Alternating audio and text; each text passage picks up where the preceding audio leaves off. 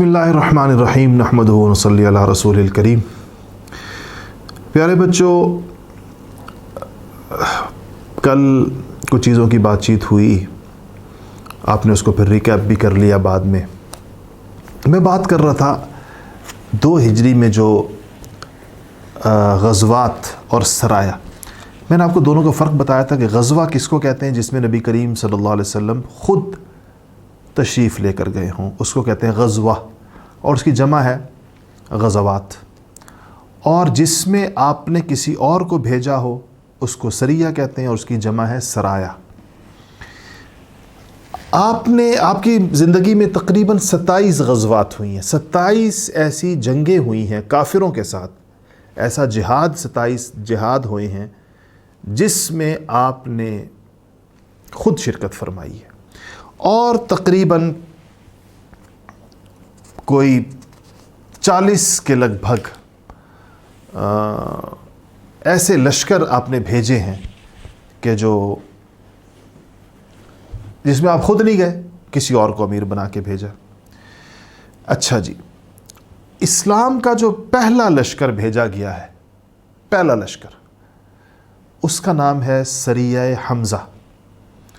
یہ پہلی ہجری میں ہی چلا گیا تھا۔ یہ 2 ہجری کی، ہم تو ابھی 2 ہجری پڑھ رہے ہیں، یہ پہلی ہجری میں گیا تھا، اور یہ اس میں 30 مہاجرین کے ایک قافلے کو نبی کریم صلی اللہ علیہ وسلم نے حضرت حمزہ، اپنے چچا حمزہ بن عبد المطلب کو امیر بنا کے بھیجا تھا، اور یہ قریش کا ایک قافلہ آ رہا تھا، تجارتی قافلہ شام سے، ابو جہل کی قیادت میں، اس پر حملہ کرنے کے لیے بھیجا تھا، لیکن وہ جنگ نہیں ہو سکی، اور وہ بہرحال ابو جہل کا قافلہ، اور تفصیل ہے، ابو جہل کا قافلہ چلا گیا مکہ، اور حضرت حمزہ مدینہ واپس آ گئے۔ یہ پہلا جہادی دستہ تھا جو حضور اکرم صلی اللہ علیہ وسلم کی طرف سے بھیجا گیا، اور اس کے امیر تھے حضرت حمزہ۔ یعنی میں تو بدر کی طرف آنا چاہ رہا ہوں، جو 2 ہجری میں سب سے بڑا واقعہ ہوا۔ بدر سے پہلے 4 غزوات ہو چکے ہیں جس میں آپ خود جا چکے ہیں، چھوٹے چھوٹے، اور 4 ہی تقریباً سرایا ہوئے ہیں، 8 ہیں یہ کل، 8 جنگی مہمیں، جہاد کے 8 واقعات یا 8 موقع غزوہ بدر سے پہلے آئے ہیں۔ تو وہ اس میں ایک کا نام سریہ حمزہ ہے، ایک کا نام سریہ عبیدہ بن حارث ہیں، اور ان میں حضرت عبیدہ بن حارث کو بھیجا تھا۔ اس کے بعد سریہ سعد بن ابی وقاص ہے، اس میں بھیجا گیا تھا۔ اس میں پھر غزوہ ابوا ہے، جہاں پر آپ کی والدہ دفن ہے، وہ اس کو غزوہ ابوا کہتے ہیں، اور اس طرح اور بھی ہیں، سیرتی کتابوں میں آپ پڑھ لیں گے۔ غزوہ بدر ایک صغرا بھی ہے۔ میں اصل آج آنا چاہ رہا ہوں اس طرف کہ غزوہ بدر کی جانب ہے۔ غزوہ بدر جو ہے یہ بہت بڑا واقعہ ہے، یہ آج اتنی اہم ٹاپک ہے پوری سیرت کا کہ میں سمجھتا ہوں کہ اگر مجھ سے آپ پوچھیں کہ پوری سیرت میں سب اہمیت کے اعتبار سے سب سے اہم ترین ٹاپک کون سا ہوگا، اگر آپ مجھ سے سوال کریں تو میں کہوں گا غزوہ بدر۔ غزوہ بدر بہت بڑی چیز ہے۔ اس کو اللہ تعالیٰ نے یوم الفرقان کہا ہے کہ اس دن کفر اور اسلام الگ الگ ہو گئے تھے۔ قرآن شریف میں اس کا بہت بڑا بیان ہے۔ جتنی جنگیں ہوئی ہیں نبی کریم صلی اللہ علیہ وسلم کے زمانے میں، جو 27 غزوات ہوئی ہیں، 40 سرایا ہوئے ہیں، ان میں سب سے بڑا یہی ہے، سب سے زیادہ تبدیلی لانے والا یہ ہے۔ اس نے کفر کو پاش کر دیا، غزوہ احد نے۔ اس لیے میں چاہوں گا کہ اس کو آپ تفصیل کے ساتھ پڑھیں، شوق کے ساتھ پڑھیں، کہ آپ دیکھیں اللہ تعالیٰ نے کیسے اپنے وعدے پورے کیے، اللہ تعالیٰ نے کیسے کفر کو، مشرکین مکہ کی قوت کو، ان کے غرور کو، ان کے تکبر کو اللہ نے کیسے پاش کر دیا۔ بظاہر مسلمانوں کے پاس کچھ بھی نہیں تھا، لیکن اللہ جل شانہ نے مسلمانوں کو جو عزتیں عطا فرمائیں، جو اللہ پاک نے جو مسلمانوں کو جو اس کے ذریعے سے جو استحکام عطا فرمایا، اس کے ذریعے سے اللہ پاک نے جو امن و امان قائم فرمایا، بڑا حیران کن ہے۔ کیا ہوا تھا بدر کیسے تھا، غزوہ بدر کس چیز کو کہتے ہیں، یہ واقعہ شروع کیسے ہوا، اصل بات کیا تھی، یہ میں آپ کو بتانے کی کوشش کرتا ہوں. اللہ کرے کہ آپ غور سے سمجھیں اس کو کہ کیا ہوا. 2 ہجری کا رمضان تھا. کون سا مہینہ تھا؟ رمضان، جس طرح بھی رمضان چل رہا ہے.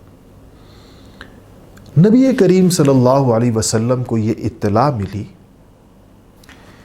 کہ ابو سفیان، جو قریش کے مشہور آدمی تھے اور جو بڑے لیڈروں میں سے تھے، ابھی اسلام نہیں لائے تھے، بعد میں تو اسلام لائے، رضی اللہ عنہ بن گئے، وہ شام سے ایک تجارتی قافلہ جس میں بہت زیادہ سامان تجارت ہے وہ لے کر مکہ جا رہے ہیں. اور میں نے آپ کو پہلے بتایا تھا کہ مکہ سے جب شام جاتے تھے تو مدینہ منورہ رستے میں پڑتا تھا.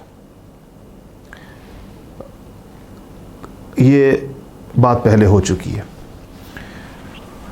تو اللہ تعالیٰ نے، حضور کو حکم آیا اللہ کا کہ تو آپ نے صحابہ کو جمع کیا اور ان سے کہا کہ ابو سفیان، ظاہر بات ہے یہ بات آپ کو وحی کے ذریعے پتہ چلی ابو سفیان کی آمد کی.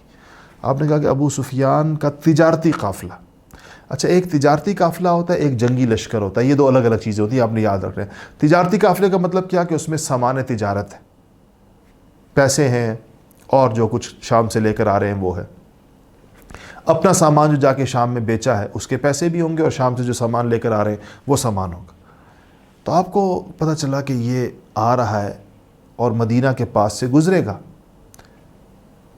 تو آپ نے صحابہ سے کہا کہ تیاری کرو، ہم جاتے ہیں اور اس قافلے کو پر حملہ کریں گے، اور چونکہ کفار مکہ کی معیشت کو آپ نقصان پہنچانا چاہتے تھے تاکہ کل جب کفار سے جنگ ہو تو ان کی معاشی شہرک کٹی ہوئی ہو، اس لیے اس کے اوپر حملہ طے ہوا، ان کو معاشی طور پر اپاہج کر دینے کے لیے.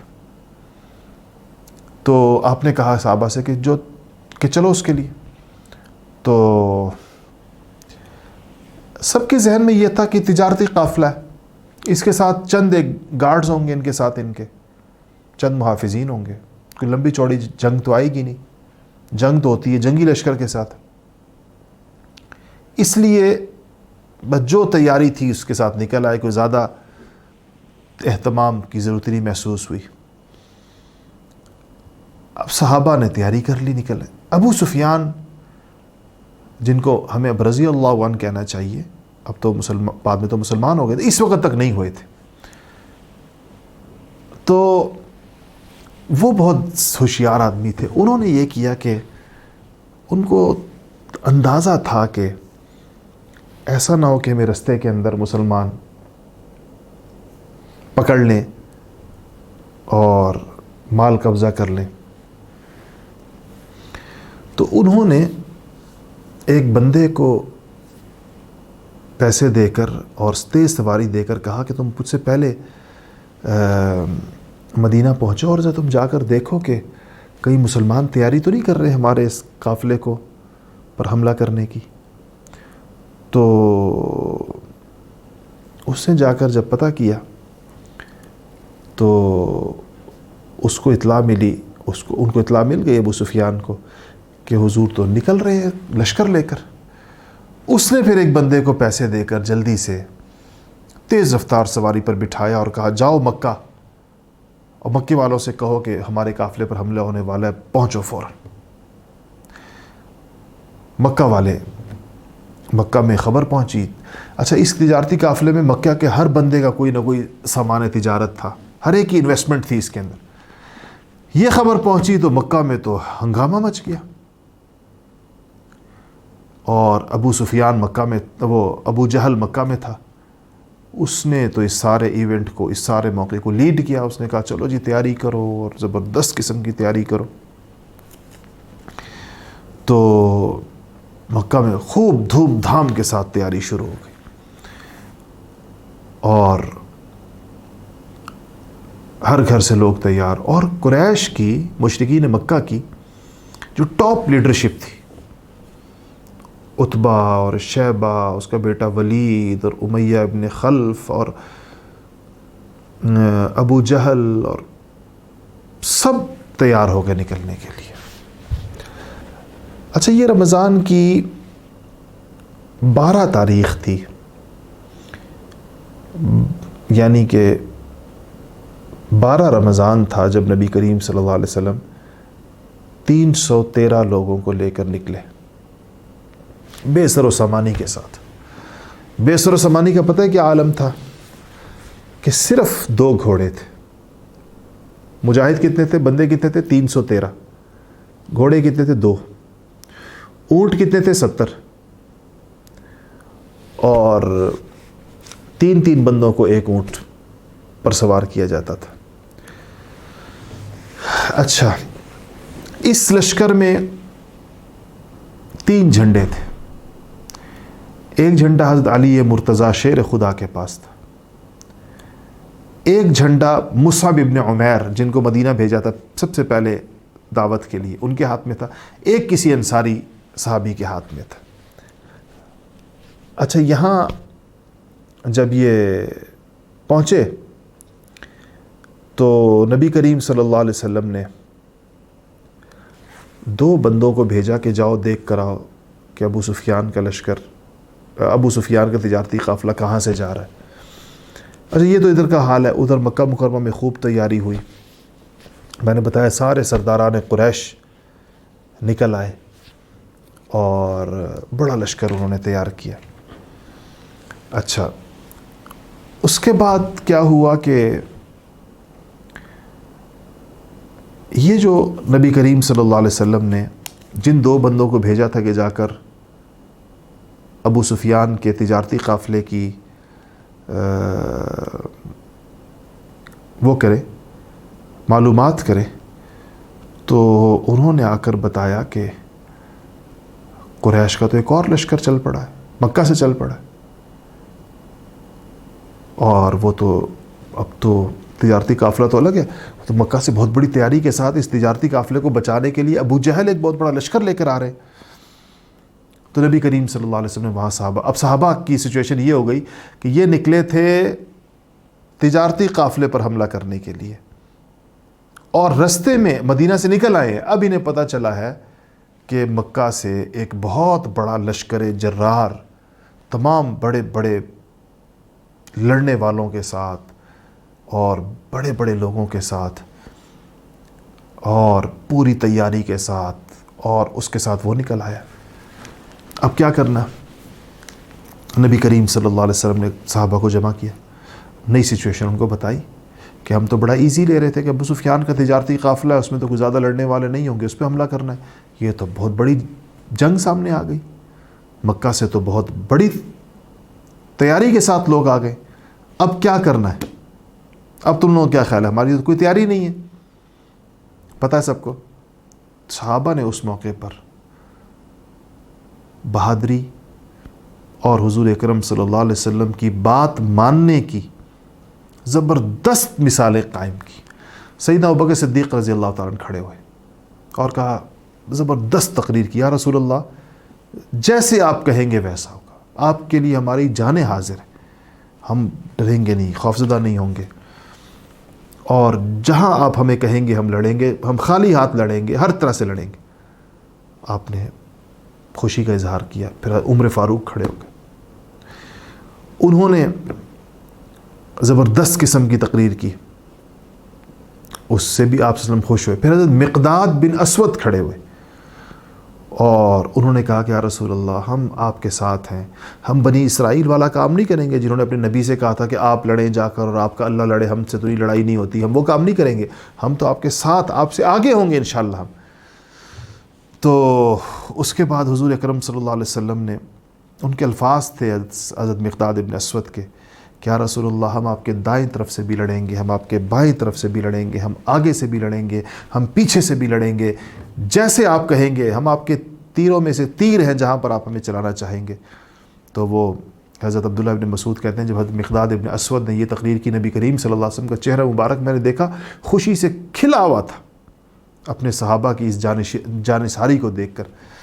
اچھا، اس کے بعد آپ نے کہا، جب یہ بات ہوئی تو حضور اکرم صلی اللہ علیہ وسلم نے پھر کہا، یہ ساری تقریریں ہو چکی تھی، آپ نے کہا کہ اشیروا علیہ ایھا الناس، لوگوں مشورہ دو، مجھے مشورہ دو، مشورہ دو. تو انصار سمجھ گئے کہ یہ تو ساری تقریریں ابھی تک مہاجرین نے کی ہیں، مکہ والوں نے کی ہیں. انصار مدینہ سمجھ گئے حضور صلی اللہ علیہ وسلم ہم سے پوچھ رہے ہیں کہ تمہاری کیا رائے ہے.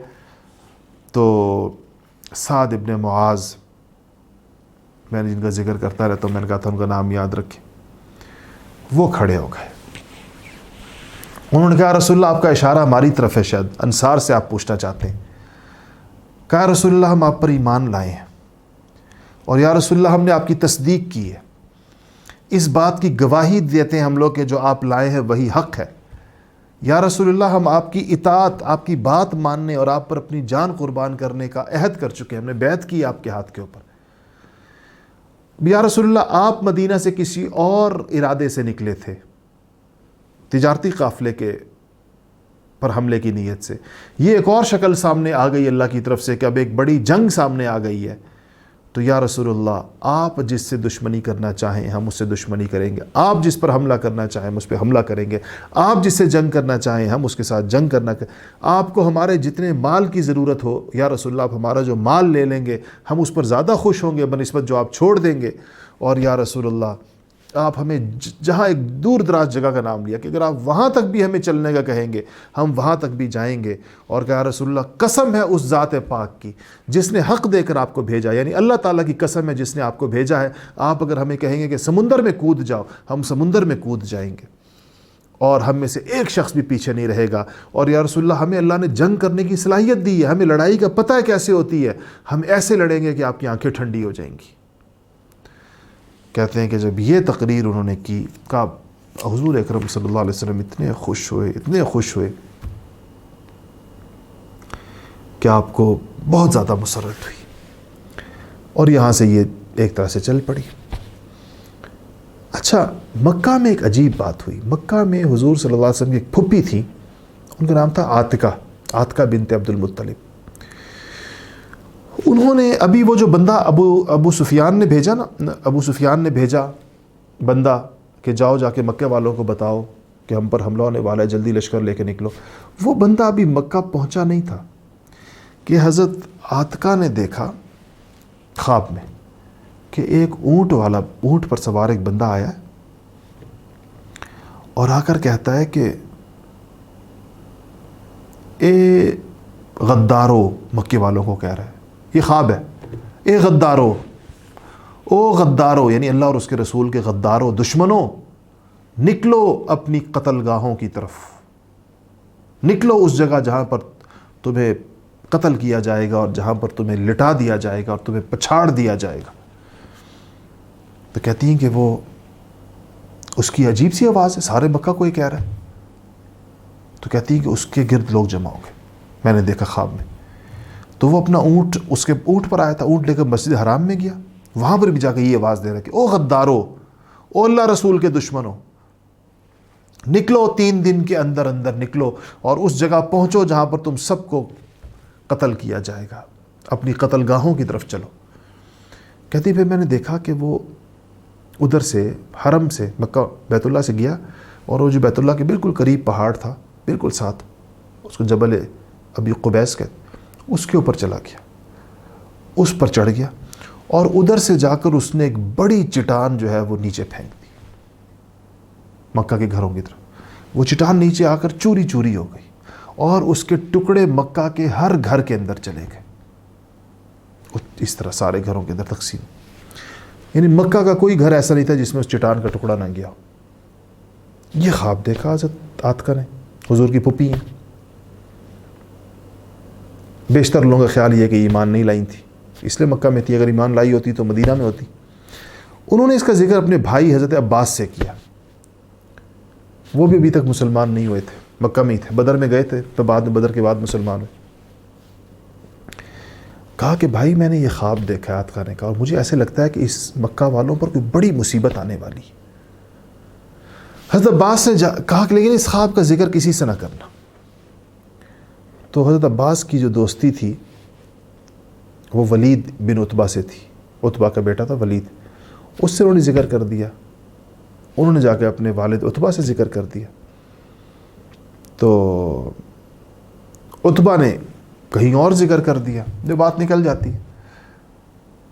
تو ابو جہل تک بات پہنچی. ابو جہل کو بڑا غصہ آیا کہ آپ یہ تو لوگوں میں بزدلی پھیل جائے گی، اور لوگ تو کہنے لگے کہ حضرت عباس کو ناراض ہو کہ آپ کی بہن نے خواب دیکھا ہے، تو پورے مکہ میں پھیلی ہوئی ہے بات، اور ایک تو تم بنو ہاشم، چونکہ حضرت بنو ہاشم میں سے کہا پہلے تمہارے مردوں کی نبوت سے اللہ معاف کرے، کہتا ہے تمہارے مردوں کی نبوت سے ہم تنگ تھے، اب تمہاری عورتوں نے بھی خواب دیکھنے شروع کر دیں، اور یہ اور وہ. تو خیر کہتے ہیں کہ یہ بات ابھی ہو رہی تھی ان کے درمیان کہ وہ بندہ مکہ میں داخل ہو گیا اونٹ پر ہی، ایسے ہی، جس کو ابو سفیان نے بھیجا تھا، اور اس نے آ کر کہا کہ قریش والو اپنے قافلے کی خبر لو، ابو سفیان کی طرف سے آیا ہوں، مسلمان اس پہ حملہ کرنے والے. اور بس یہ خبر سن کے پھر قریش تیار ہو گئے اور جانے لگے، اور یہ واقعی وہ تو اپنی موت کی طرف جا رہے تھے. یہ سارے بڑے بڑے لوگوں نے اس میں مار کھانی تھی اور قتل ہونا تھا. اچھا اسی طرح نا یہ جب ابھی رستے میں ہی تھے تو ایک اور بندہ تھا، اس کا نام جہیم تھا.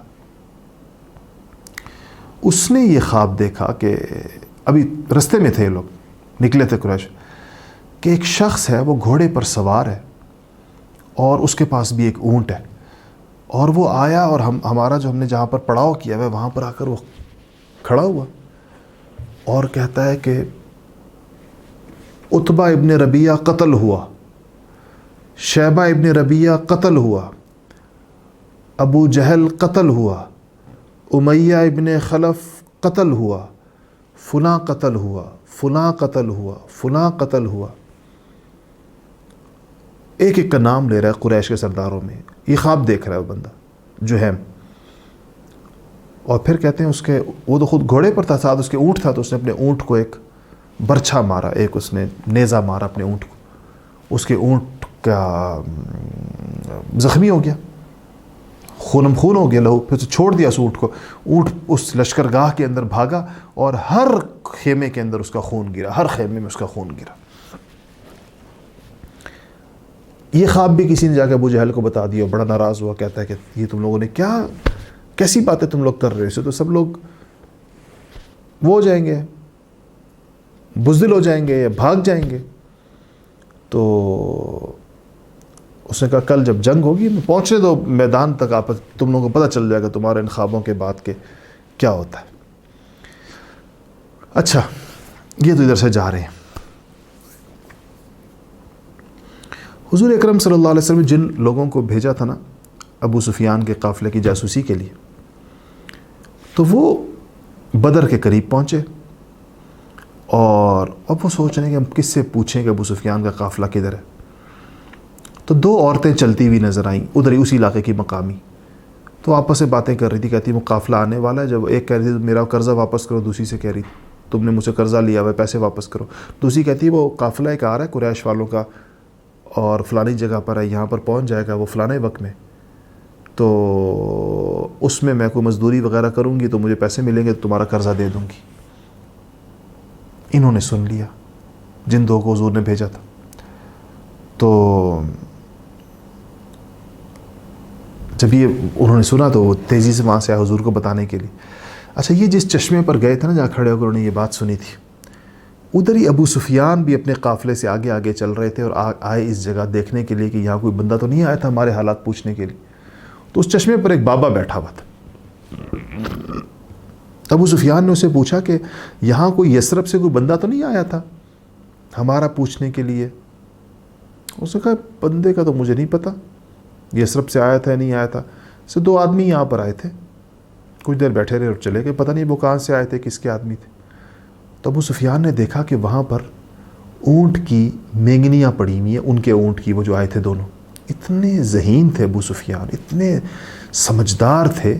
انہوں نے اونٹ کی مینگنی خشک سی ہوتی ہے اس کو اٹھایا اور اس کو توڑا تو اس میں سے کھجور نکلی. کھجور دیکھی اور کہا کہ یہ کھجور تو یثرب کی ہے، یہ کھجور یثرب کی ہے، مدینہ کی ہے. اس کا مطلب ہے کہ یہ بندے مدینہ سے آئے تھے، اس کا مطلب یہ ہے کہ ان کو حضور نے بھیجا تھا اور یہاں آ کر ان کو ہماری پوزیشن پتہ چل گئی ہوگی. یہ سارا اندازہ انہوں نے لگا لیا ابو سفیان نے، اور یہ اندازہ لگا کر اپنا رستہ بدل دیا اور کسی اور طرف نکل گئے اور قافلہ نکال کے مکہ لے جانے میں کامیاب ہو گئے. اور حضور صلی اللہ علیہ وسلم کو جو خبر تھی جس کے مطابق آپ نے اپنی اسٹریٹجی پلان کرنی تھی، وہ اس سے قافلہ جو ہے وہ دوسری طرف ڈائیورٹ ہو گیا. تو ابو سفیان تو نکل گئے ایک طرح سے, لیکن ابو جہل آ رہے تھے. یہ خبر ابو جہل کو بھی مل گئی کہ ابو سفیان قافلہ بچا کر نکلنے میں کامیاب ہو گئے. کچھ لوگوں نے اس کو کہا کہ چھوڑو بس, ہم جس قافلے کے لیے نکلے تھے وہ قافلہ تو ویسے ہی بچ گیا, ہمیں کیا ضرورت ہے کہ ہم اس پر جو ہے وہ ہم پھر بھی جنگ کریں. تو انہوں نے کہا کہ نہیں, ابو جہل نے کہا نہیں, اب تو جنگ ہو کر رہے گی. اس کی تو موت اس کو پکار رہی تھی, اس نے تو مرنا تھا. اس نے کہا اب تو جنگ ہو کر رہے گی. اور وہ پھر اس کے بعد وہ نہیں مانا. ایک قبیلہ تھا جس کے 100-200 بندے تھے یا 300 تھے, بعد انہوں نے کہا کہ بھئی ہم تو اب نہیں جائیں گے مزید آگے, ہم نکلے تھے اس اپنے تجارتی قافلے کو بچانے کے لیے. ابو سفیان والے وہ بچ گیا, ہم نے جنگ کوئی نہیں کرنی. ابو جہل نے کہا نہیں, جنگ تو ہم کریں گے اور خوب کریں گے. اس کے بعد جو اس جنگ کی جو کیسے ہوئی, کہاں پہنچا قافلہ, کیا ہوا, یہ بڑی انتہائی دلچسپ کہانی ہے اور بہت اس کی دلچسپ داستان ہے. میں چاہوں گا کہ استاذ دانیال اس کے بارے میں ذرا آپ کو پوری اس کے ساتھ بتائیں کہ لشکر کہاں تھا, کون کہاں پر تھا, کس طرح ہوا, کیا ہوا. تو انشاءاللہ یہ باقی تفصیل آپ ان سے سنیں. ہم انشاءاللہ کل آگے اپنی بات کو چلائیں گے انشاءاللہ. تو آپ نے سنا استاد محترم کی ساری غزوہ بدر کے لیے جو کیا کیا واقعات پیش آئے جس کی وجہ سے غزوہ بدر کی نوبت آئی. سب سے پہلے ایسا کرتے ہیں کہ نقشوں کی مدد سے یہ چیز سمجھ لیتے ہیں کہ بدر اور اس کے ارد گرد کا جغرافیہ کیا تھا. مدینہ, مکہ اور شام اور بدر, یہ آپس میں ان کا کیا روٹس ہے اور کیا ان کا راستے تھے. تو آپ کی اسکرین پہ جو سب سے پہلی جو چیز آ رہی ہے, اگر آپ اس کو آپ کو سامنے نظر آ رہی ہے تو دیکھیں کہ یہ جہاں پہ پیلے رنگ کا نشان ہے یہ بدر ہے, وادی بدر ہے.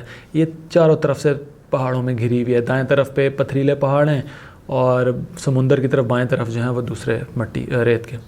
یہ جو راستہ بدر سے آپ کو نظر آ رہا ہے یہ مدینہ کی طرف جاتا ہے. جو نچلا راستہ ہے جو اوپر والا راستہ وہ شام ہے, نیچے والا مکہ, اور الٹے ہاتھ پہ جو ہے وہ سمندر ہے. اور یہ جو آپ سامنے ابھی یہ جو اوپر راستہ ہے وہ سامنے سیدھا شام کی طرف جاتا تھا, یہاں سے گزر کے مکے والے جاتے تھے.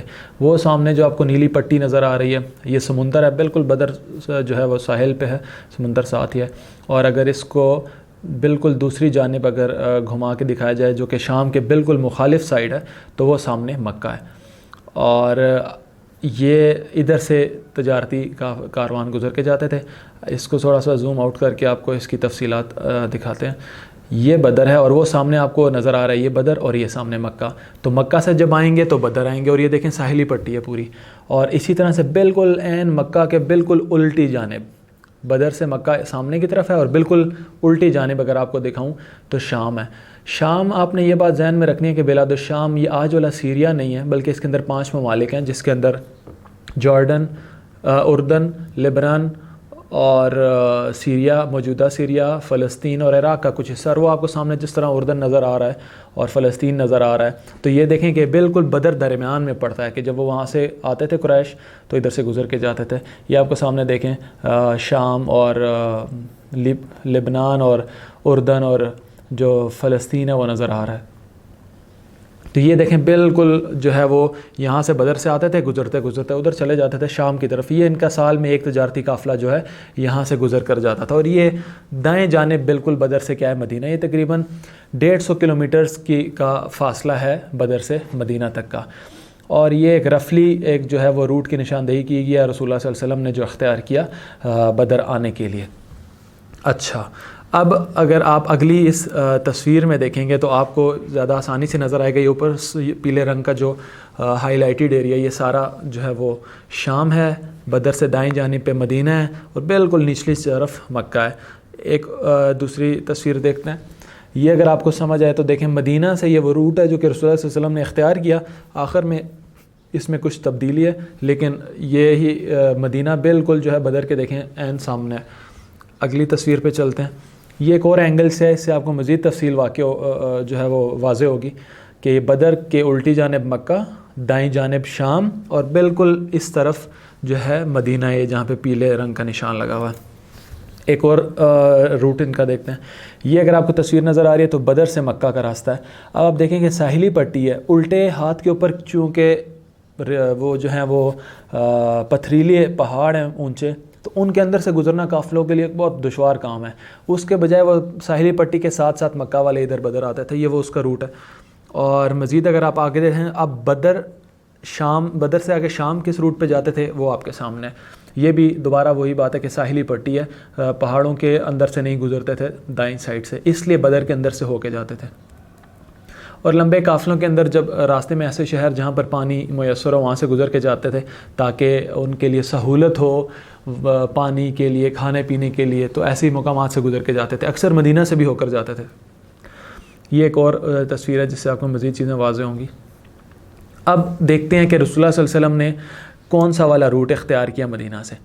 ابھی آپ کے اسکرین میں یہ جو جگہ نظر آ رہی ہے گول سی, یہ حرم ہے, حرم مدنی ہے. مسجد نبوی سے رسول اللہ صلی اللہ علیہ وسلم نکلے, اور اگر آپ آگے چلتے آئیں تو یہ اسی راستے سے, یہ جو نیلی پٹی ہے, نیلا روٹ ہے, یہاں سے ہوتے ہوتے وہ جو روحہ کا مقام ہے وہاں پر آئی. یہ وہ روحہ کا مقام ہے جہاں پر حضرت ابو لبابہ کو رضی اللہ تعالیٰ عنہ کو آپ صلی اللہ علیہ وسلم نے اپنا نائب بنا کر مدینہ میں واپس لوٹا دیا جب ادھر پہنچے. اور پھر اس کے بعد مزید یہاں سے آگے چلے, اور چلتے چلتے اگر آپ مزید آگے دیکھیں کہ ان سارے مقامات سے ہوتے ہوتے, وادی حمراء سے ہوتے ہوتے آگے اگر آپ دیکھیں تو یہاں سے یہ جو جگہ شروع ہوتی ہے یہ وادی صفرا ہے. اس کو وادی صفرا یہ یہاں سے شروع ہوتی ہے, اور یہ بالکل یہاں سے لے کر بدر کے بالکل آخری کنارے تک جاتی ہے جہاں پہ بدر شروع ہوتا ہے, جہاں پہ دونوں پہاڑیوں کے درمیان سے راستہ نکلتا ہے, یہ سامنے بالکل. تو یہ پوری تو وادی صفرا ہے, لیکن یہ جو خاص مقام ہے, یہ والی جو جگہ ہے, یہاں پر رسول اللہ صلی اللہ علیہ وسلم جب پہنچے تو آپ صلی اللہ علیہ وسلم کو یہ اطلاع ملی کہ جو جاسوس نے آ کے اطلاع دی کہ قریش جو ہیں وہ مکہ سے نکل آئے ہیں, لشکر لے کر ابو جہل نکل آئے ہیں. اور اس جگہ پر آپ صلی اللہ علیہ وسلم نے جو ہے صفرا کے مقام پر صحابہ اکرام کو جمع فرمایا, ان سے مشاورت کی, جہاں پر حضرت مقداد نے اور حضرت سعد بن معاذ نے جان ثانی کی جو ہے وہ اپنی عہد کیا, اور آپ صلی اللہ علیہ وسلم کو جو ہے وہ بتایا کہ انشاءاللہ ہم آپ لوگوں کے ساتھ ہیں, آپ سمندر میں کودنے کا حکم دیں گے, ہم سمندر میں کودنے کے لیے تیار ہیں, ہم بنی اسرائیلیوں کی طرح نہیں ہیں انشاءاللہ. اچھا جی, اب اس کے بعد مزید اگر آپ کو یہ مقام صفرا آپ کے اسکرین پہ سامنے نظر آ رہا ہے. اچھا, مزید آگے چلیں تو اسی روٹ کو اختیار کرتے کرتے رسول اللہ صلی اللہ علیہ وسلم, اب یہ جگہ سمجھنے کی ہے تھوڑی سی. اب یہ ایک روٹ ہے جو کہ جہاں پہ آج کل روڈ بنا ہوا ہے, جہاں سے ایک تو یہ ہو سکتا ہے مقام کہ آپ صلی اللہ علیہ وسلم جب یہاں سے نکلے تو اس ٹائم کوئی روڈ کے اوپر چلنا کوئی تو پابندی نہیں تھی, تو ہو سکتا ہے براہ راست آپ صلی اللہ علیہ وسلم یہ جو مقام آپ کے سامنے نظر آ رہا ہے اس کے ساتھ مسلمانوں کا پہلا خیمہ بستی مسلمانوں نے لگائی, کیمپ لگایا اپنا, اور جس کو بالکل یہ بات ممکن ہے کہ اس کی بیک سائڈ سے ادھر سے گھوم کے آیا ہوں. اور کسیب اس پہاڑ کو کسیب الحنان بولتے ہیں. یہ جو آپ کے سامنے مٹی کا پہاڑ ہے, اگر میں آپ کو اس کو دکھا پاؤں, اوپر سے یہ نظر آ رہا ہے کہ جیسے یہ بڑا پہاڑ نہیں ہے, لیکن یہ اگر آپ اب اس کو دیکھیں تو دیکھیں کہ جو بدر کی وادی ہے اس کی ایک طرف یہ ریت کے پہاڑ ہیں, دوسری طرف چٹانوں کے پہاڑ ہیں. تو یہ وہ پہاڑی ہے جس کو قرآن نے جو ہے قرآن نے اس کو ایک اور نام بھی دیا ہے, اور قرآن نے اس والی وادی کو جو نام دیا ہے وہ ہے العدوۃ الدنیا. العدوۃ الدنیا اس کو نام دیا قرآن نے, اور کہ مسلمان اس کے پاس تھے. تو یہ وہ جگہ ہے جہاں پہ مسلمانوں کا پہلا کیمپ تھا, جہاں پہ اترے. اور اسی مقام کے اوپر ایک صحابی نے آپ صلی اللہ علیہ وسلم کو سے پوچھا کہ یا رسول اللہ, اس مقام کا انتخاب آپ نے کیا اللہ کے حکم سے کیا, یا یہ آپ کی ایک رائے ہے کہ آپ نے اس کو بہتر سمجھا اور کیا؟ تو آپ نے فرمایا میں نے اس کو بہتر سمجھا کر لیا. تو صحابی نے کہا کہ میری رائے یہ ہے کہ ہم یہاں سے گزر کے بالکل بدر کے آخری کنویں تک پہنچ جائیں, تاکہ پچھلے سارے کنووں کے اوپر بھی ہمارا قبضہ ہو, اور جب قریش آئیں تو ان کو پانی جب چاہیے ہوگا تو ان کے لیے پانی میسر نہیں ہوگا. تو آپ صلی اللہ علیہ وسلم نے رائے کو پسند فرمایا, اور آپ صلی اللہ علیہ وسلم کیا کہ آ گئے یہاں پہ. اچھا, یہ جو ابھی آپ کو یہ جو جگہ نظر آ رہی ہے کثیب الحنان آ گیا, اور یہ مسلمانوں کی پہلا انیشیل جو کیمپ تھا وہ یہاں پر تھا. اچھا جی, اب آگے چلتے ہوئے یہ آپ کو ایک وادی صفرا کی ایک تصویر مزید آپ کو اسکرین پر نظر آ رہی ہوگی. یہ پوری ویلی ہے, اس کو یلیل بھی بولتے ہیں, وادی یلیل. اور اس میں جو ہے وہ اگر میں یہ تصویر اگر آپ کے سامنے اور یہ اور زیادہ کلیئر ہے، یہ وہ مقام ہے کہ جہاں پہ رسول اللہ صلی اللہ علیہ وسلم نے کو اطلاع ملی اور صحابہ نے اپنی جانثاری کی جو ہے وہ عہد دہرایا۔ اچھا جی، اب آپ کے سامنے جو ہے یہ مسلمانوں کے، جب آپ کو جیسا کہ میں نے پہلے بتایا کہ اس جگہ کے اوپر جو ہے وہ پہلا کیمپ تھا، اور صحابی نے جب مشورہ دیا کہ یہاں سے ہمیں موو ہو کے اگلے لوکیشن پہ چلے جانا چاہیے، ایک اسٹریٹجک لوکیشن تھی، تو یہ وہ مقام ہے جہاں پر مسلمان موو ہو کے ادھر آ گئے۔ اور جو پہلی لوکیشن تھی یہاں سے ادھر سے مسلمان چلے اور رسول اللہ صلی اللہ علیہ وسلم نے پڑاؤ اٹھایا اور اس جگہ کے اوپر آ کے پڑاؤ ڈال دیا۔ یہ جو دائیں ہاتھ پہ آپ کو مسجد الحریش نظر آ رہی ہے، یہ وہ چھپر ہے جو کہ جب صحابہ کرام نے صفیں بنائی اور حضرت سعد بن معاذ نے یہ رائے دی کہ یا رسول اللہ آپ کے لیے ہم ادھر ایک ٹیلے کے اوپر چھپر بناتے ہیں تاکہ آپ کو جو ہے وہ جنگ کے حالات بھی واضح ہو جائیں اور اس بات کی بھی سہولت ہو کہ آپ میدان سے تھوڑا دور ہوں گے، ہم سواریاں یہاں چھوڑ دیں گے، اگر فتح ہوئی تو انشاءاللہ آپ ہمارے ساتھ ہیں، ورنہ یہ جو ہمارے جو مزید مدینہ کے اندر جانے سار ہیں وہ آپ کے لیے جان دینے کو تیار ہیں۔ آپ نے رائے پسند فرمائی، ادھر چھپر بن گیا، اس چھپر کی جگہ پہ جہاں سے کمانڈ تھی اس جگہ پہ مسجد بن گئی جس کو مسجد الحریش کہتے ہیں، جو کہ بالکل آپ کے سامنے بالکل نظر آ رہی ہوگی آپ کو۔ اچھا، اب یہ بھی ایک راستہ ہے مدینہ سے آنے کا، جیسے کہ میں نے آپ کو پہلے بتایا، تو بالکل عین ممکن ہے کہ آپ صلی اللہ علیہ وسلم ادھر سے آئے ہوں اور اس جگہ پہ پہلے ادھر گئے ہوں قصب الحنان میں اور پھر ادھر آئے ہوں، اور یہ بھی ممکن ہے کہ ادھر سے پچھلی طرف سے گھوم کے آئے ہوں۔ بہرحال اب یہ ہوا کہ اس میں ایک اہم بات یہ سمجھنے کی ہے کہ ابو سفیان کیسے اپنا قافلہ بچا کے نکلنے میں کامیاب ہو گئے۔ تو جو یہ جگہ ہے دیکھیں، ابو سفیان کا قافلہ ادھر سے بدر کے اندر سے گزرنا تھا، تو جب اس کو اطلاع ملی اس کے جاسوسوں نے دی تو اس نے کیا کہ ادھر سے نہیں آیا اور یہاں سے باہر سے بائی پاس کرتے ہوئے اپنے قافلے کو بچا کے آگے چلے گئے۔ یہ آپ کے سامنے ایک اور اس عروۃ الدنیا کی عدوۃ الدنیا کی جو ہے ایک اور تصویر ہے، اور یہ اسی کی عدوۃ الدنیا کی اوپر سے بالکل بدر کا ایک نظارہ ہے، تاکہ پورا بدر دیکھیں بیچ میں اور چاروں طرف پہاڑ ہیں۔ اب جو قریش تھے ان کی آرمی کی پوزیشن اگر دیکھی جائے تو یہ مسلمان ہیں جہاں پہ یہ سرخ رنگ کا سرکل ہوا، یہ جو جگہ ہے یہاں پہ قریش تھے، اور اس کو جو ہے عدوۃ القصویٰ بھی کہا جاتا ہے۔ اس جگہ کو قرآن نے کہا، یہاں سے قریش نے کیا کہ اپنی آرمی کو موو کر کے آگے لے گئے۔ اب یہ جس تصویر کو آپ دیکھ رہے ہیں یہ مسلمانوں کی اور قریش کی آپس میں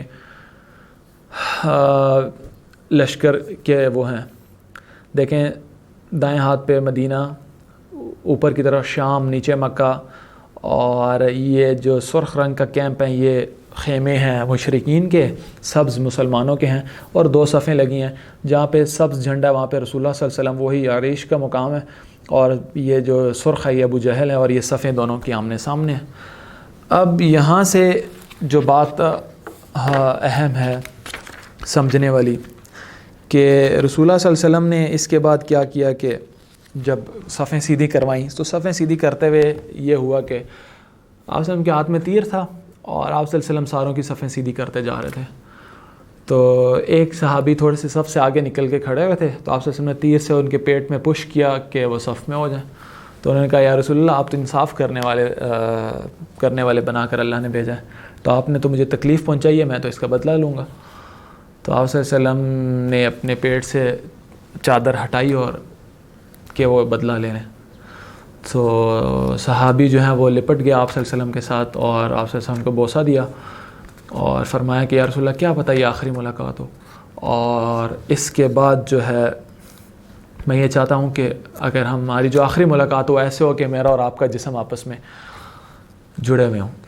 تو صحابہ کا عشق تھا رسول اللہ صلی اللہ علیہ وسلم کے ساتھ، یہ اس کا اظہار تھا ایک۔ اب اس جنگ شروع ہونے سے ایک رات پہلے آپ صلی اللہ علیہ وسلم نے کیا کہ صحابہ کرام کو کچھ کو ساتھ لیا اور جا کے نشاندہی کی کہ یہاں پر فلاں قتل ہوگا، یہاں پر فلاں قتل ہوگا، یہاں پر فلاں قتل ہوگا۔ آپ صلی اللہ علیہ وسلم نے پیشن گوئی کی، ان سب کا بتایا، اور اس کے بعد ایک صحابی کہتے ہیں کہ جب جنگ ختم ہوئی تو جہاں جہاں پر رسول اللہ صلی اللہ علیہ وسلم نے نشاندہی کی تھی وہاں پر وہی شخص جو ہے وہ اوندھے منہ پڑا ہوا تھا، قتل ہوا ہوا وہاں پر پڑا ہوا تھا۔ اب جب رات ہو گئی تو رسول اللہ صلی اللہ علیہ وسلم نے رات بھی 2 رکعت نماز پڑھی اور رات جو ہے وہ عبادت میں گزاری، آپ سے اللہ رب العزت سے فتح کی دعائیں مانگتے ہوئے گزاری۔ اب جب فجر ہوئی تو آپ نے آواز لگائی کہ اللہ کے بندو نماز کا وقت ہو گیا۔ سارے صحابہ جمع ہو گئے اور ایک درخت کے بالکل جڑ میں رسول اللہ صلی اللہ علیہ وسلم نے قریب کھڑے ہو کے نماز پڑھائی۔ اچھا جی، اب جب آپ صلی اللہ علیہ وسلم نے صفیں سیدھی کروا لی اگلے دن کی فجر کے بعد اور تشریف لے گئے اپنے اس میں چھپر میں، تو حضرت ابو بکر صرف آپ کے ساتھ تھے اور حضرت سعد بن معاذ تلوار لے کر رسول اللہ صلی اللہ علیہ وسلم کا جو عریش تھا اس کے دروازے پہ پہرا دے رہے تھے۔ اور قریش نے کیا کیا کہ ایک بندے کو جو ہے نا وہ اندازہ لگانے کے لیے بھیجا جس کا نام عمیر بن وہب تھا کہ جو اندازہ لگا کے آؤ کہ کتنے لوگ ہیں۔ اس نے آ کے بتایا کہ تقریباً 300 کے لگ بھگ لوگ ہیں، لیکن میں اندازہ لگا کے آتا ہوں کہ ارد گرد کسی گھاٹی کے اندر کوئی اور چھپی ہوئے تو نہیں ہیں لوگ، ان کے کوئی فوج چھپی ہوئی تو نہیں ہے۔ وہ واپس آیا، اس کو حیرانی ہوئی، اس نے کہا کہ یہ چھپا ہوا تو کوئی نہیں ہے، لیکن میں تمہیں ایک بات بتا رہا ہوں کہ یہ لوگ جو آئے ہیں جس ارادے سے آئے ہیں یہ ایسے نہیں جائیں گے، کم از کم اتنے مار کے جائیں گے جتنے وہ لوگ خود ہیں۔ تو اس نے کہا کہ اگر اتنے انہوں نے مار دیے تو کیا زندگی کا کیا فائدہ رہے گا؟ کسی کا باپ مرے گا، کسی کا دوست مرے گا، تو زندگی کا مزہ نہیں رہے گا، تو بہتر ہے تم لوگ میری مانو اور واپس لوٹ چلو۔ خیر یہ باتیں ہوتی رہیں اور جنگ کا جو آغاز ہونے لگا تو سب سے پہلے مشرکین میں سے عتبہ بن ربیعہ اپنے بھائی شیبہ بن ربیعہ اپنے بیٹے ولید کو لے کر میدان میں آیا اور مقابلے کے لیے للکارا۔ ادھر سے 3 انصاری نکلے مقابلے کے لیے، تو اس نے ان سے قریش کے لوگوں نے جو باہر آئے تھے مقابلے کے لیے، انہوں نے پوچھا کہ تم لوگ کون ہو؟ تو انہوں نے کہا ہم انصار سے ہیں۔ تو انہوں نے کہا جاؤ، ہمارا تمہارے سے کوئی واسطہ نہیں ہے، ہم تو اپنے جو ہیں وہ قریشیوں سے لڑنے کے لیے آئے ہیں، ان کو بھیجو۔ رسول اللہ صلی اللہ علیہ وسلم نے پھر نام لے کے حضرت علی، حضرت جو ہے عبیدہ اور حضرت حمزہ کا نام لیا اور انہیں کہا کہ آپ باہر بھیجا، اور انہوں نے آ کے جب مقابلہ کیا حضرت حمزہ اور حضرت علی نے، تو یک بارگی میں آ کے ان کے سر اڑا دیے۔ حضرت عبیدہ جو تھے وہ تھوڑے زخمی ہوئے، ان کی ٹانگ کٹ گئی، پاؤں کٹ گیا، اور اتنی دیر میں حضرت علی اور حضرت حمزہ اپنے دشمنوں سے فارغ ہو چکے تھے، وہ آئے حضرت عبیدہ کی مدد کی اور ان کے مقابل میں جو شخص تھا اس کو بھی اڑایا، اس کو بھی مار دیا اور ان کو لے کر واپس چلے گئے۔ اب یہ منظر ابو جہل دیکھ رہا تھا کہ ہمارے 3 سردار ہیں، تینوں کے تینوں پہلے وار میں مار دیے گئے ہیں۔ اب دوبارہ آپ صلی اللہ علیہ وسلم اپنے اس سے باہر آئے، جب ان تینوں کو قتل کر دیا گیا، عریش سے باہر آئے، حضرت بکر کو ساتھ لے کے آئے، صفیں سیدھی کروائیں، دوبارہ واپس چلے گئے اور جا کے جو ہے وہ دعا کے لیے بیٹھ گئے اور اللہ سے دعائیں کی اور فرمایا کہ اے اللہ میں تیرے عہد اور تیرے وعدے کی وفا کی درخواست کرتا ہوں، اے اللہ اگر تو چاہے تو تیری پرستش نہ ہو۔ ایک اور روایت میں آتا ہے کہ آپ صلی اللہ علیہ وسلم نے فرمایا اے اللہ تو نے مجھ سے جو وعدہ کیا ہے اس کو پورا فرما، اگر مسلمانوں کی یہ جماعت ہلاک ہو گئی تو پھر زمین پر تیری پرستش کرنے والا کوئی نہ ہوگا۔ اس سے بات سمجھ آتی ہے کہ آپ صلی اللہ علیہ وسلم آخری نبی اور ہماری امت آخری امت ہے، کیونکہ اگر کسی اور نے اس کے بعد آنا ہوتا تو آپ صلی اللہ علیہ وسلم یہ دعا نہ کرتے، اور اگر وہ جماعت نہ ہوتی تو آج دنیا کو بھر توحید کا علمبردار شاید کوئی نہ ہوتا۔ حضرت بکر آپ صلی اللہ علیہ وسلم کے ساتھ تھے، آپ صلی اللہ علیہ وسلم دعا کرتے کرتے ہاتھ آپ صلی اللہ علیہ وسلم کے اتنے اوپر اٹھ جاتے اور اٹھے اور چادر جو ہے وہ کندھے مبارک سے نیچے گر گئی۔ حضرت بکر نے چادر اٹھائی اور آپ صلی اللہ علیہ وسلم کے کندھے کے اوپر ڈالی اور کہا کہ بس یا رسول اللہ، پوری رات گزار دی آپ صلی اللہ علیہ وسلم نے روتے ہوئے، دعائیں کرتے ہوئے اللہ سے۔ تو حضرت بکر کو تو یقین ہو گیا کہ اب تو اللہ کی مدد آئے گی ہی آئے گی۔ اتنا آپ صلی اللہ علیہ وسلم کو انہوں نے پہلے اپنی زندگی میں کبھی اتنی بچوں کی طرح روتے ہوئے اور اللہ سے گڑ گڑا کے دعا کرتے، اللہ کے نبی ہیں اس کے باوجود اس حالت میں نہیں دیکھا، اس لیے ان کا دل بہت ہی وہ ہو گیا اور انہوں نے آپ صلی اللہ علیہ وسلم کو کہا کہ بس کافی ہے کہ اللہ انشاءاللہ آپ کی ضرور، اللہ نے چاہا تو آپ کی ضرور مدد آئے گی۔ اس کے بعد یہ ہوا کہ جب آپ صلی اللہ علیہ وسلم کو بتایا گیا اور ایک روایت میں آتا ہے کہ آپ صلی اللہ علیہ وسلم کی آنکھ لگ گئی اور جب اٹھے تو حضرت بکر کو لے کے باہر اور کہا کہ اللہ نے فتح کی بشارت دی ہے، تو مطلب اللہ سے جو ہے وہ فتح جو ہے وہ قبول کروائی اور باہر آئے، اور تو پھر آپ سے فرما رہے تھے کہ ان قریب کافروں کی یہ جماعت شکست کھائے گی اور پشت پھیر کر بھاگ جائے گی۔ اب جب یہ اللہ کی طرف سے مدد کا وعدہ آیا اور آپ صلی اللہ علیہ وسلم کو یقین ہوا کہ فتح انشاءاللہ ملے گی. تو کیا ہوا کہ جبل الملائکہ ہے ایک مقام جو کہ ابھی میں آپ کی سکرینز کے اوپر انشاءاللہ نظر آ رہا ہوگا. یہ اس کی ایک تصویر بھی ہے اور یہ اگر آپ دیکھیں تو یہ جبل الملائکہ ہے. یہاں پر فرشتوں کا نزول ہوا. یہاں پر حضرت جبرائیل آئے اور پہلے 1000 پھر 3000 اور پھر 5000 فرشتے آئے. آپ صلی اللہ علیہ وسلم جب سے گھمسان کی لڑائی شروع ہوئی, آپ صلی اللہ علیہ وسلم جب باہر آئے اپنے عریش سے تو آپ نے مٹھی میں مٹی بھری اور پھینک دی ہوں تمام قریش کی جانب. تو کوئی شخص ایسا نہیں بچا کہ جس کے منہ تک, جس کی آنکھوں تک مٹی نہ پہنچی اور گرد آلود نہ ہوا. اس پہ سورہ انفال میں اللہ تعالیٰ نے ارشاد فرمایا کہ وَمَا رَمَيْتَ اِذْ رَمَيْتَ وَلَكِنَّ اللَّهَ رَمَا, اور نہیں پھینکی وہ مٹی آپ نے, خاک آپ نے نہیں پھینکی بلکہ اللہ نے وہ پھینکی. تو ظاہر سی بات 1000 افراد تک خود سے پہنچانا تو ممکن نہیں تھا, تو اللہ رب العزت نے ہی پہنچائی اور اللہ رب العزت کی قدرت سے ہی پہنچی. اس کے بعد ان کا جو ہے وہ ان کا پورا جو مٹی پھینکنے کی دیر تھی, پورے لشکر کے حوصلے ٹوٹے اور وہ بھاگنا شروع ہوئے میدان چھوڑ کے.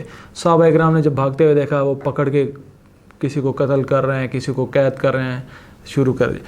آپ سے نے فرمایا کہ کچھ لوگ جو ہیں بنی ہاشم اور دیگر قبائل کے آئے ہیں, وہ راضی نہیں تھے اس جنگ پہ. ابو جہل اور ان لوگوں کی, قریش والوں کی زبردستی لانے کے اوپر آئے, اس لیے ان کو قتل نہ کیا جائے. تو صحابہ اکرام نے ان کو قید کرنا شروع کر دیا. ایک جو ہے وہ شخص تھا جس کے بارے میں آپ نے فرمایا کہ ان کو زندہ جو ہے وہ پکڑ لیں. تو ایک صحابی ان کو زندہ پکڑنے کے لیے گئے تو دیکھا تو ان کے ساتھ ایک اور ان کا دوست بھی تھا. تو صحابی نے ان کو کہا کہ آپ نے آپ کو گرفتار کرنے کا کہا, آپ کو مارنے کا نہیں کہا. تو اس نے کہا کہ میرے ساتھ میرا دوست بھی ہے. تو صحابی نے کہا کہ نہیں, خدا کی قسم مجھے تو صرف آپ کا کہا گیا ہے, دوسرا مرے گا آپ کو ہم قید کریں گے. تو آپ اس سے قریش کی غیرت کہیں یا جو بھی ان کے اندر ایک جذبہ تھا, جس کو خیر اسلام کے لیے جب استعمال کیا گیا تو اس کے لیے اپنے فوائد تھے. وہ یہ تھا کہ اس نے کہا کہ خدا کی قسم میں قریش کی عورتوں کا یہ طعنہ برداشت نہیں کر سکتا کہ جب وقت آیا تو یہ اپنے دوست کو, رفیق کو ان کے حوالے کر دیا اور خود اپنی جان بچا کے بھاگ گیا. یہ کیا ہے کہ اس نے لڑائی شروع کی اور صحابہ کے ہاتھ پھرایا تو ظاہر انہوں نے ایک ہی وار میں اس کو مار دیا. آپ صلی اللہ علیہ وسلم کو جا کے بتایا کہ یا رسول اللہ, خدائی کے سامنے پوری کوشش کی کہ اس کو پکڑیں لیکن یہ باز نہیں آیا اور یہ خود لڑا اور پھر ہماری نہ چاہنے کے باوجود بھی مارا گیا. امیہ بن خلف جو ہے اس کا ایک وہی ہے امیہ بن خلف جو کہ حضرت بلال کو جو ہے وہ تڑپاتا تھا اور گرم ریت پر جو ہے وہ لٹاتا تھا. تو حضرت بلال نے جب امیہ کو دیکھا تو انہیں تو اپنی وہ ساری پرانی جو بھی 10-12 سال کی, وہ 8-10 سال کی جو وہ تھی, ایک دم ذہن میں ریوائنڈ ہوئی. تو انہوں نے تو کہا کہ ایک دم پکارا کہ اے انصار, امیہ زندہ گھوم رہا ہے. انصار بالکل حضرت بلال کے ساتھ جمع ہوئے اور امیہ کی طرف لپکے. اور حضرت الرحمن بن عوف جو ہے وہ امیہ کے دوست تھے. وہ چاہتے تھے کہ امیہ قتل نہ ہو بلکہ قیدی ہو جائے اور بعد میں شاید یہ ہدایت پا لے اور اسلام لے آئے. لیکن حضرت بلال کا تو ایک اس کے اوپر, کیونکہ حضرت بلال سے اس نے کیا تھا, حضرت بلال کے ساتھ جتنی سختیاں کی تھی حضرت بلال ہی جانتے ہیں. اور کیا ہوا کہ جب سارے آئے تو جو حضرت عبد الرحمن بن عوف ہیں امیہ کو نیچے پھینکا اور اوپر اس کے لیٹ گئے تاکہ یہ بچ جائے, اس کو مارے نہ. حضرت بلال اور جو دیگر انصاری تھے انہوں نے جب حضرت عبد الرحمن بن عوف پر لیٹے ہوئے تھے تو سائیڈوں سے اور نیچے سے سائیڈوں سے مار کے تلواریں ماری اور اس کو مار دیا. اس کی وجہ سے حضرت عبد الرحمن کی بھی وہ زخمی ہوئی ٹانگ تھوڑی. حضرت عبد الرحمن فرماتے تھے کہ جو ہے وہ خدا بلال پر رحم فرمائے کہ میری زرہیں بھی گئیں اور قیدی بھی میرے ہاتھ نہیں آیا. یہ زرہوں کا یہ واقعہ تھا کہ جب امیہ کو لے کر آ رہے تھے حضرت عبد الرحمن نے اس کو ایک دم پکڑ لیا کہ یہ مارا جائے گا, میں اس کو لے کے چلا جاتا ہوں تاکہ یہ قیدی ہو جائے, دوست ہے بچ جائے گا, بعد میں شاید اسلام لے آئے. تو اس وقت ان کے پاس نا کچھ مشرکین سے لی ہوئی زرہیں بھی ہاتھ میں تھی, وہ جو لوہے کا پورا لباس پہنا جاتا وہ بھی تھی ساتھ. تو ظاہر مال غنیمت میں ان کے ہاتھ میں ہی تھی, ان کے پاس تھیں. تو جب انہوں نے دیکھا نا کہ انصاری اوپر لپک رہے ہیں اور وہ بھی مار دیں گے امیہ کو, تو انہوں نے زرہیں پھینکی اور امیہ کو نیچے لٹا کے اوپر اس کے اوپر لیٹ گئے کہ شاید یہ بچ جائے. تو وہ جب پھر بھی امیہ مارا گیا تو وہ کہتے تھے خدا بلال پر رحم کرے کہ نہ میرے ہاتھ میری زرہیں رہیں, وہ بھی ہاتھ سے گئیں, اور جو قیدی پکڑا تھا وہ بھی ہاتھ سے گیا. تو اس پہ فرماتے تھے کہ خدا بلال پر رحم فرمائے. ابو جہل کا تو آپ نے مشہور واقعہ سنا ہوگا کہ دو انصاری چھوٹے کم عمر صحابی تھے. انہوں نے آ کے جو ہے ایک بڑے صحابی سے آ کے پوچھا, حضرت عبد الرحمن بن عوف سے آ کے پوچھا. وہ فرماتے ہیں کہ میرے سے آ کے انہوں نے پوچھا اور کہا, آہستہ سے آ کے کہا کہ چچا ابو جہل کو دکھاؤ وہ کہاں ہے. تو کہتے ہیں میں نے کہا کہ تم نے کیا کرنا ہے پوچھ کے. تو وہ کہتے ہیں کہ ابو جہل کو دیکھ کر انہوں نے کہا کہ ہم نے یہ جو ہے اللہ سے یہ عہد کیا ہے کہ اگر ابو جہل کو دیکھا تو اس کو قتل کریں گے, اور ہم نے سنا ہے کہ یہ رسول اللہ صلی اللہ علیہ وسلم کو ستاتا ہے, یہ رسول اللہ صلی اللہ علیہ وسلم کو تکلیفیں پہنچاتا ہے. اس پہ حضرت عبد الرحمن بن عوف کہتے ہیں کہ میرے دل میں آیا کہ کاش میرے ساتھ بڑے صحابی ہوتے اور ہم تینوں گھس جاتے, اس کو مار کے آ جاتے. تو انہوں نے خیال کیا بچے ہیں, جوش ہے, لیکن وہ بچے ایسے لپکے ان کی طرف کہ ابو جہل تک پہنچے اور اس کے اوپر ایک نے وار کیا اور اس کی ٹانگ کاٹ دی ابو جہل کی. اور جب ابو جہل کے بیٹے اکرمہ جو کہ اس وقت تک مسلمان نہیں ہوئے تھے, بعد میں فتح مکہ کے بعد اسلام لے آئے تھے, انہوں نے جب دیکھا تو انہوں نے تلوار سے وار کیا اور جو ایک کندھا تھا اس کے اوپر تلوار ماری حضرت معاذ اور معوذ جو ان میں سے ایک پہ, اور ان کا ایک بازو جو ہے وہ اتر کے اور صرف اپنی اسکن کے ساتھ بازو لٹکا. سبحان اللہ. آپ صحابہ اکرام کی شجاعت کو دیکھیں کہ کم عمر, ایسا نہیں ہے کہ بہت بڑی عمر کے ہیں, یہ 14-15 سال عمر ہے, اور اس میں زمین پہ موجود سب سے بڑا اسلام کا دشمن اس کو مارا, بازو کٹ گیا, اور جب بازو کٹتے ہوئے صبح سے لے کر شام تک اسی کے اندر جہاد جاری رکھا. یہ نہیں کیا کہ کہا بس بازو کٹ گیا اور اپنے بیٹھ جاؤں, اسی میں جہاد جاری رکھا. اور جب شدید تکلیف ہوئی کہ سنبھالا نہیں جا رہا تھا, راستے میں رکاوٹ بن رہا تھا, اور رکاوٹ کس چیز میں بن رہا تھا کہ جب اللہ کے راستے میں جہاد کر رہے ہیں اور میرا بازو میری رکاوٹ بن رہا ہے, پاؤں کے نیچے رکھا اور کھینچ کے اس کو اتار کے پھینک دیا سائڈ پہ اور جہاد جاری رکھا. اور کیا یہ صحابہ اکرام کی قربانیاں تھیں, اور کیسے اللہ پاک نے ان لوگوں کو جو ہے وہ کیسا شرف بخشا, اور اللہ پاک ہم لوگوں کو بھی اپنے دین کے لیے قبول کرے, ہم سب کو بھی. اور صحابہ اکرام جیسی قربانیاں تو پتہ نہیں کیسی ہم دے سکتے ہیں یا نہیں, لیکن یہ ہے کہ جس درجے میں بھی اسلام کی خدمت ممکن ہو ہم لوگوں کو اس کے لیے اپنے آپ کو پیش کرنا چاہیے. خیر, جب فتح ہو گئی تو ابو جہل کی جو لاش کو تلاش کرنے کا کہا گیا تو حضرت عبداللہ بن مسعود جو ہیں, ابن مسعود رضی اللہ تعالیٰ عنہ جو ہیں, وہ گئے اور اس کی چیسٹ پر جا کے بیٹھے اور اس کی گردن کاٹنے لگے. تو اس نے کہا کہ او چرواہے, اب آپ دیکھیں وہ اتنا بدبخت انسان ہے کہ وہ دنیا سے جا رہا ہے پھر بھی اس کے اندر تکبر. کہتا ہے او چرواہے تو بہت بڑی ہستی کے سینے پر بیٹھ گیا, تمہیں نہیں پتہ کہ تم کہاں بیٹھ گئے ہو. تو انہوں نے تلوار اڑون کے, میں تو تمہاری گردن اتارنے کے لیے آیا, تم کیا باتیں کر رہے ہو. اس نے کہا کہ وہ میری تلوار ہے, تیز تلوار ہے, اس سے گردن اتارنا. اور اس بدبخت نے اس وقت یہ کہا کہ میری گردن جو ہے وہ اوپر سے نہیں بالکل ذرا نیچے سے کر کے کاٹنا تاکہ پتہ چلے باقی گردنوں کے اندر یہ کسی سردار کی گردن ہے. خیر, عبداللہ بن مسعود رضی اللہ تعالیٰ نے اس کی گردن اتاری, آ کے آپ سے کے قدموں پھینکی, کیا یا رسول اللہ یہ ابو جہل کی گردن ہے. اس پہ آپ رسول اللہ صلی اللہ علیہ وسلم نے اللہ اکبر کہا اور فرمایا کہ یہ میری امت کا فرعون ہے. جس طرح موسیٰ علیہ السلام کا فرعون تھا, یہ موسیٰ علیہ السلام کے فرعون کے شر اور فتنے سے کہیں بڑھ کر تھا. کہ موسیٰ علیہ السلام کے قوم کا جو فرعون تھا وہ تو مرتے ہوئے پھر کلمہ پڑھ گیا, لیکن یہ جو میری امت کا فرعون ہے یہ مرتے ہوئے بھی تکبر اور غرور کی باتیں کر رہا ہے اور دنیا سے جا رہا ہے. بدر کا میدان جب ختم ہوا تو تقریباً 70 قریش جو ہے وہ قریش کے آدمی قتل ہو گئے, اور 70 کے قریب جو ہیں وہ گرفتار ہو گئے. بہت بڑے بڑے سرداران تھے جو کہ قتل ہوئے, جو سردار تھے کچھ وہ ہاتھ بھی آئے. اور آپ صلی اللہ علیہ وسلم نے ساری لاشوں کو جو ایک گندے بدبودار کنویں میں پھینکنے کا حکم دے دیا, جو سرداروں کی تھی تقریباً لگ بھگ 24 کے قریب جو تھی. جو باقی دیگر قریش تھے ان کو کسی اور جگہ پہ دفن کرایا. ان جو لوگ تھے, یہ جو 24 کے قریب لوگ تھے, ان میں سے ایک کو جو ہے وہ اس لیے نہیں ڈال سکے وہاں پر کہ اس کی لاش اتنی پھول چکی تھی کہ جب اس کی زرہ کو پکڑ کے کھینچا, زرہ اس کے جسم سے اتاری تو اس کا جسم پھٹ گیا, تو اس کو پھینکا ہی نہیں جا سکا, اس کو ادھر ہی دفنا دیا. باقی سب کو جو ہے وہ اس کنویں کے اندر ڈال دیا. اور انتہائی ناپاک اور گندا کنواں تھا جس میں ان 24 لاشوں کو ڈالا گیا, اور یہ ساری سرداروں کی لاشیں تھیں. باقی مقتولین کے جیسے میں نے بتایا کسی اور جگہ پہ دفن کیا گیا. آپ صلی اللہ علیہ وسلم کی عادت مبارک یہ تھی کہ جب فتح نصیب ہوتی تو اس جگہ پہ 3 دن قیام فرماتے اور اس کے بعد چلتے. اسی طرح وہاں آپ صلی اللہ علیہ وسلم نے 3 دن وہاں پہ قیام فرمایا اور وہاں سے نکلتے وقت پہلے اس کنویں کے پاس آئے جس میں لاشیں پھینکیں اور فرمایا نام لے کر کے فلاں بن فلاں کہہ کر آواز دی کہ اے عتبہ، اے شیبہ، اے امیہ، اے ابو جہل، نام لے کر پکارا اور فرمایا کہ تم کو یہ اچھی بات نہیں لگی کہ میں تمہیں اللہ اور اس کے رسول کی اطاعت کا کہتا تھا، تم نے وہ نہیں کیا، بس جس چیز کا ہم سے اللہ نے ہمارے رب نے وعدہ کیا تھا وہ پورا ہو گیا، اور تم لوگوں نے بھی دیکھ لیا کہ اللہ نے اپنے وعدے کو کیسا سچا کیا۔ ابھی تم لوگوں کو بالکل عذاب کی جو ہیں وہ جھلکیاں کیا بلکہ اس کے اچھے طریقے سے اس کا وہ محسوس کر رہے ہوگے۔ حضرت عمر نے فرمایا کہ یا رسول اللہ آپ ان بے جانوں سے مخاطب ہیں؟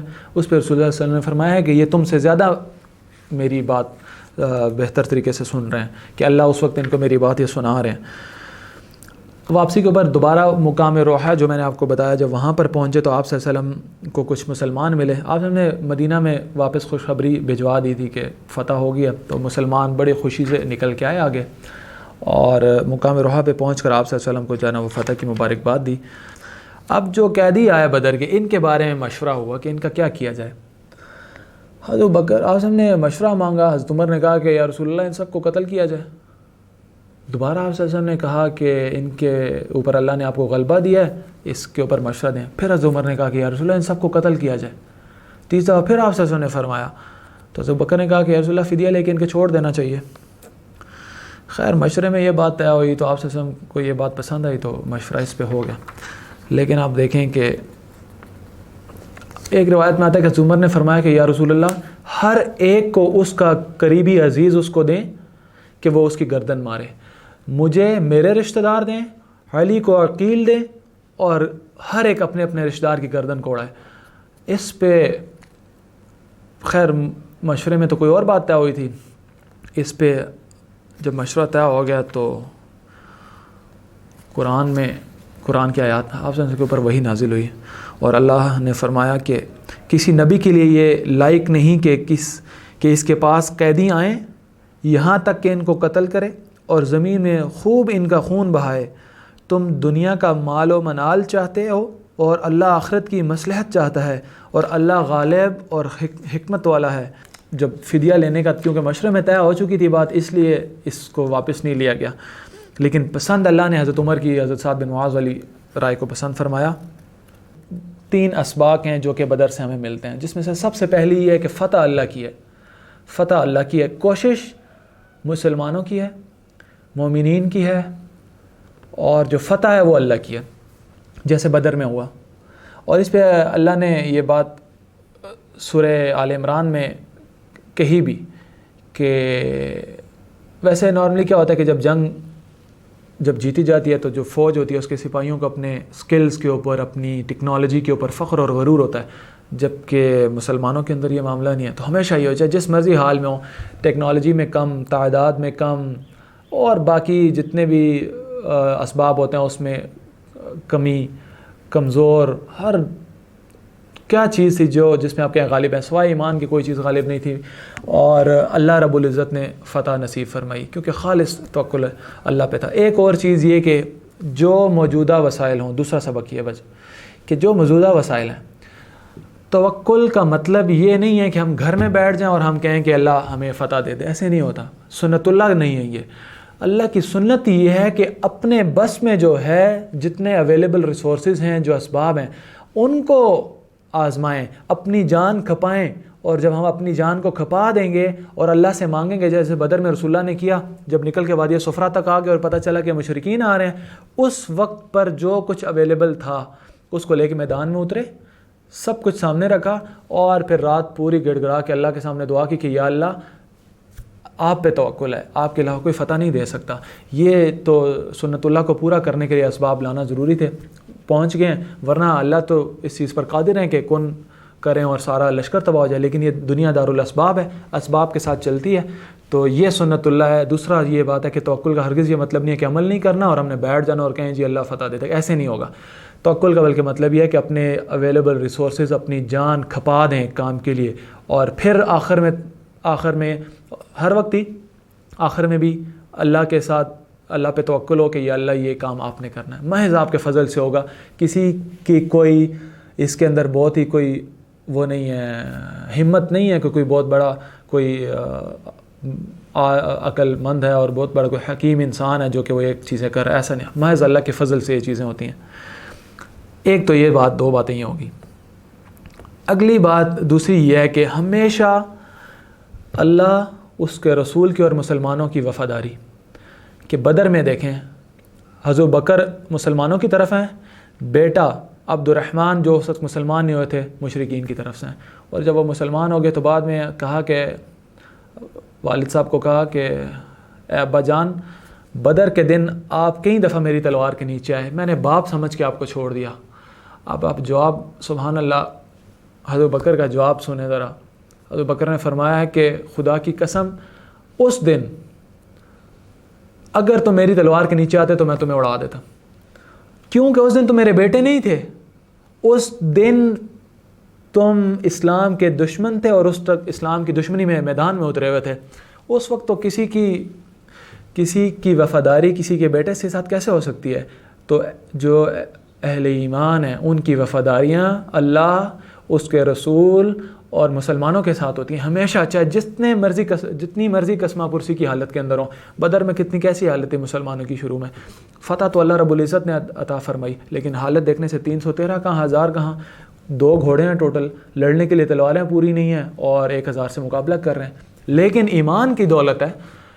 اب یہ بات سمجھنے کی ہے کہ کسی بھی وقت ایسے ایک یہ واقعہ نہیں ہے، کئی اور واقعات بھی ہیں کہ باپ ادھر، بیٹا ادھر، بھائی ادھر، دوسرا بھائی ادھر، چچا ادھر، بھتیجا ادھر، لیکن صحابہ کی اس چھوٹی جماعت نے اس بات کو ثابت کیا کہ یا رسول اللہ، ہماری وفاداریاں اللہ آپ کے ساتھ ہیں، اللہ کے ساتھ ہیں اور ایمان والوں کے ساتھ ہیں، ہم ہرگز، میرے کوئی باپ ہے یا بیٹا ہے، ہرگز اس کا کوئی تعلق اس کے ساتھ نہیں ہے۔ صحابی تھے، جب ان کے والد جو کہ ان کے باپ مشرک تھے، اور جب وہ مر گئے تو آپ نے جب کنویں میں پھینکنے کا حکم فرمایا کہ ان کی لاشوں کو کنویں میں پھینکو، اور وہ تھوڑا ان کی شکل پہ افسوس تھا، تو آپ نے فرمایا انہیں دیکھے کہ تمہیں اپنے والد کے اس طرح اس گندے کنویں میں پھینکنے کے اوپر افسوس ہو رہا ہے یا کوئی دل میں بات آئی ہے؟ تو انہوں نے کہا یا رسول اللہ، ہرگز نہیں، بالکل کوئی بات نہیں آئی، صرف چاہتا تھا کہ میرا باپ حکیم تھا، بہت ہی سمجھدار تھا، اس کا فہم فراست کسی دن میں چاہتا تھا کہ شاید اس کو اسلام پہ بھی لے آئے، لیکن یہ کفر کی حالت میں مر گیا۔ تو اب دیکھیں، بیٹا ادھر، باپ ادھر، اور باپ ادھر اور بیٹا ادھر، کیا مثالیں صحابہ کرام نے قائم کر۔ ہم اپنے اوپر رکھ کے یہ بات سوچیں کہ کیا ہمارے لیے کام کرنا اتنا آسان ہے کہ اگر ہمارے والد، ہمارے بیٹے، ہمارے رشتہ دار اسلام کے مقابلے میں مخالفت میں کھڑے ہو جائیں تو کیا ہمارے اندر یہ کیپیسٹی ہے کہ ہم اس کو اپنی وفاداریاں آج کل کے موجودہ حالات کے مطابق بھی دیکھیں، کیا ہماری وفاداریاں اسلام اور اللہ اور اس کے رسول کے ساتھ ہوں گی یا کسی اور کے ساتھ ہوں گی؟ اس میں ہمیں سب کو اپنے آپ کو جانچنا چاہیے۔ یہ تھی جنگ بدر کی ایک تفصیل کچھ، اور امید ہے اس میں سے آپ نے کافی کچھ سیکھا ہوگا۔ انشاءاللہ اللہ نے زندگی دی تو اگلے لیکچر میں پھر ملاقات ہوگی۔ السلام علیکم ورحمۃ اللہ وبرکاتہ۔